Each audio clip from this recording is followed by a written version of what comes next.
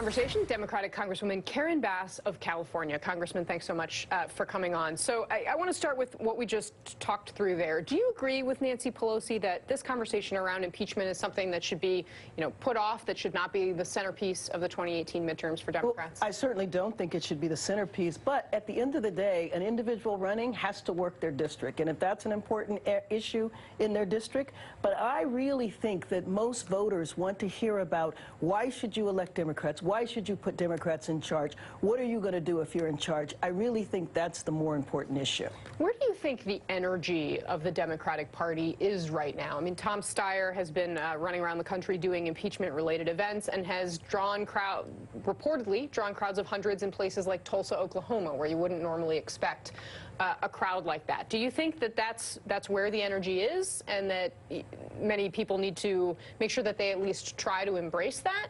Well, I do think that in some areas you find the energy there, and he's certainly finding it in areas that you wouldn't expect.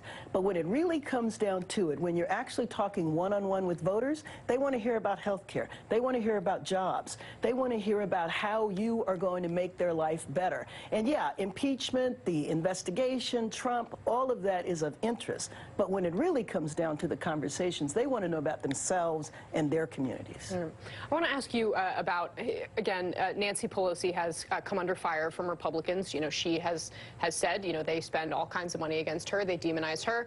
She is, of course, raises a lot of money. She defends herself as somebody with many legislative accomplishments. Setting that aside, if in fact she were not to be, either because she couldn't or because she decided to step aside, did not become the next Democratic leader, would you ever consider running for that post? Well, actually, it's not something that I have thought about, but let me just tell you that I do think within the Democratic caucus, there is a lot of talent. There's a lot of talent. There's new folks coming in. There's people that have been there for a long time. There's this concept of a bridge. I think there's a lot of discussion going on in our caucus right now. Do you think you could serve as a bridge like that? Potentially, or not? Well, it's not actually something I thought about. I did serve as Speaker in California, but, I'm looking to be helpful to the caucus and doing whatever I can to bring people together. I serve in a role right now where I deal with the rules of the Democratic caucus, and I've tried to take on that position in a way that brings people together. So my focus has not been on that. My very serious and honest focus has been on getting those seats, and I live in Los Angeles, where we have a lot of seats right around my area. Right.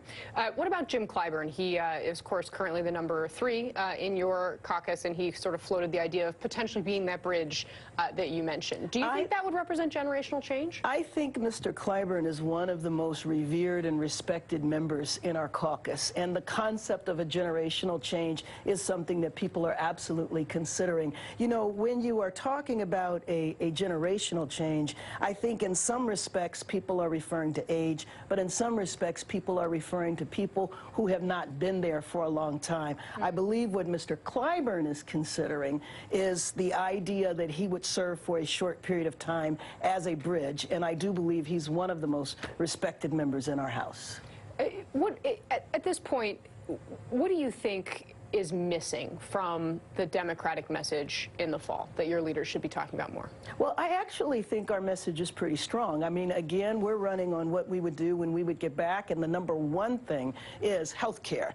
The Republicans have been killing the Affordable Care Act one step at a time, and we need to absolutely deal with prescription drug prices. We need to deal with pre-existing conditions, the advertising so people know to sign up for the Affordable Care Act. Jobs, it's great that unemployment is down. However, in many places in the country, people are working 2 and 3 jobs. People need to make more money. And so looking at those 2 things, I believe, are number 1 and number 2 in terms of the issues that we should focus on. All right. That's sometimes is not always how this campaign plays out. We have this ad from House Majority PAC I want to show you, and we'll talk about it. They've shut down the government, resigned in shame, paid hush money, and tried to end Medicare and Social Security. Here's who Republicans might have to answer for next. Jim Jordan. Remind you of Joe Paterno? Kevin McCarthy, Paul Ryan's protege with a lot of baggage. And Steve Scalise, linked to KKK leader David Duke. No wonder they aren't looking out for you. Is that ad fair? Well, I think there's a lot of facts in that ad, but it is a negative ad, and I would certainly like to see us run on a more positive message. That might be an ad that's focused in a pretty heavy Republican district where you're really trying to critique the Republican leadership and say, you know, they've been in office now for a long time, and what has that gotten us? Not very far. So I really think that as Democrats, we need to show that we are for the people, for the average person, not just passing tax cuts for the wealthy, which is what the Republicans have done, taken away health care. They couldn't repeal it, but what they've been doing is murdering it, death by 1,000 cuts, and we need to do what we can to repair the Affordable Care Act and improve it. All right. Congresswoman Bass, stay right there. We're going to keep you as part of our ongoing conversation.